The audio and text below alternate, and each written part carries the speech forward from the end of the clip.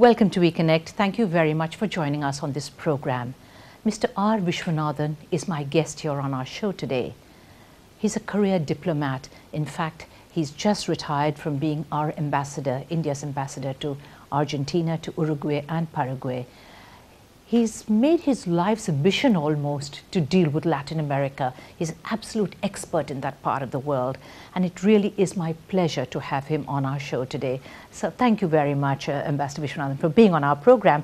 Now, let me first of all ask you about the fact that you are in our city. The reason I know is that there have been these seminars by the South India Chamber of Commerce and Industry and the CII. Let's talk first about that. Well, there is a growing interest in Latin America. Earlier, a business community, particularly in the southern part of India, they thought, Latin America is too far. It's like a world away. And they speak different languages. So distance and languages were considered as barriers. So I tell them, look, we have about 24 Indian IT and BPO companies operating in Latin America, from Mexico to Chile, employing 20,000 Latin Americans.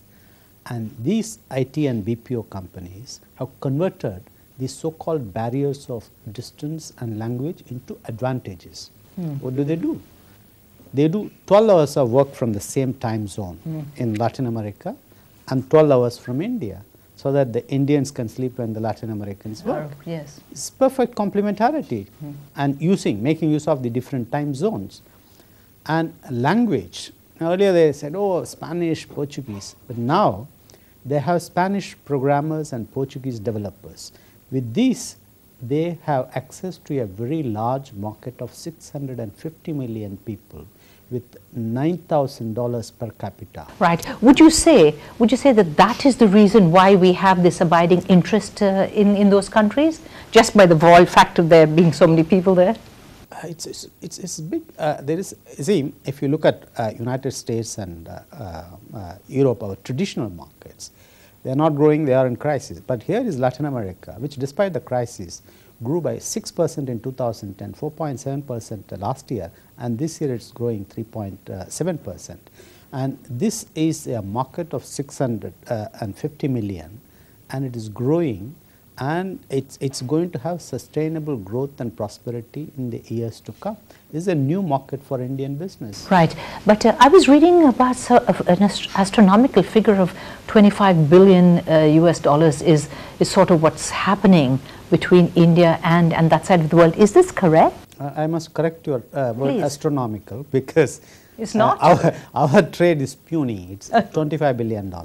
The Latin Americans do a trade of $2 trillion.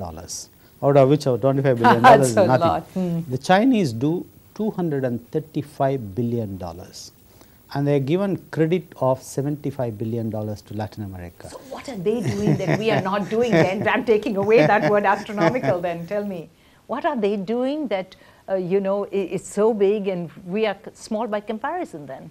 No, this is a question normally my Latin American friends ask me, that China is doing so much, India, another power, only this much. I tell them, amigos, paciencia, patience. China has a 10-year head start over India. Our trade of $25 billion in 2011 is the same as the Chinese trade with Latin America in 2001. Okay. So 10 years. And I tell them this little story. Tell me then. It's a Latino story.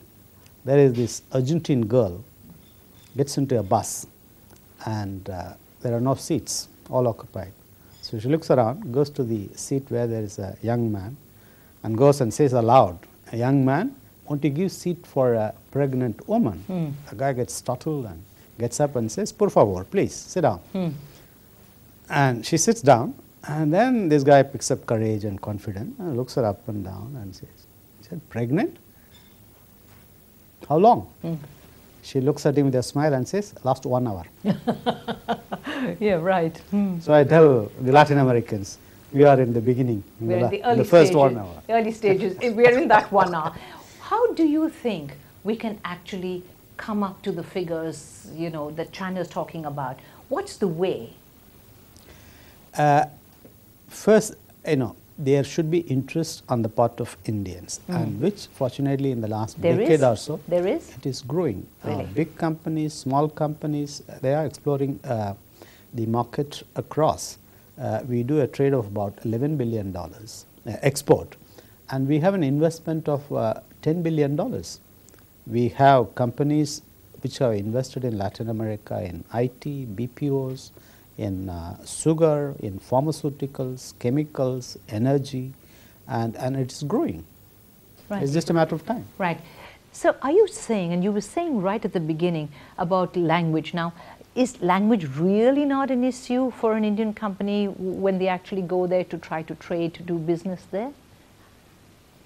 You know, if you can do trade with people who speak a difficult language like Chinese and Japanese, Spanish and Portuguese are very easy. Really? They pick up fast. Spanish now in India has become the most popular foreign language. You have Spanish institutes teaching across. People are learning, the language. More than French or German. Right. When you talk about the different industries and the different businesses that you were talking about earlier, which of these do you think has really the most potential? I mean, you talked IT, but there are other things. So which, in your experience, is the most, say, popular business to actually go to that side of the world? I'll put it this way. What do we look at Latin America for? How is it important for us in the long term? Latin America is becoming important for two things: energy security and food security. Energy security, because now our demand for crude oil keeps going up. Today, Latin America supplies 10% of our requirements, 300,000 barrels per day. And we are going to need more crude oil in the years to come. And Latin America has discovered more oil fields, and they are going to produce more. For example, Brazil, which produces about 2 million barrels per day now, by 2020 they are going to produce 5 million barrels per day. You know, they have discovered these enormous pre-salt fields. Colombia, which used to produce about 500,000 barrels per day, now produce 1 million barrels per day, and they are discovering more oil fields.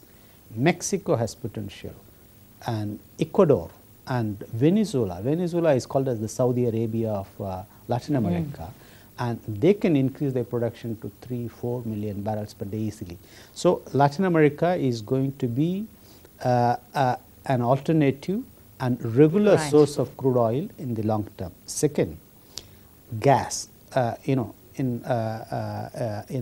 United States, there is a revolution in energy thanks to the discovery of shale gas. Yeah. The price has come down from about $16 to just $2. Tremendous revolution.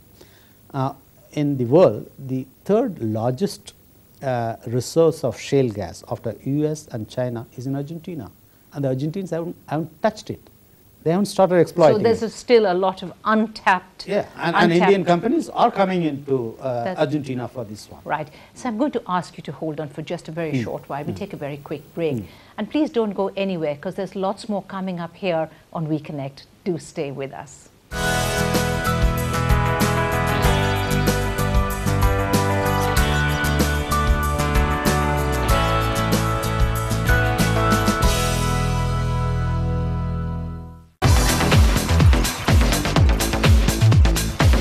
எதிர்பாராத நிகழ்வுகள்,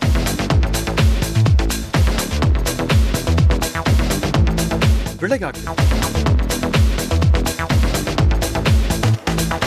உலகத்தின் life style, பிரமிப்பூட்டும் தொழில்நுட்பங்கள், திரையுலக அனுபவங்கள். உங்கள் வரவேற்பறையில் உலகம் நித்தம்.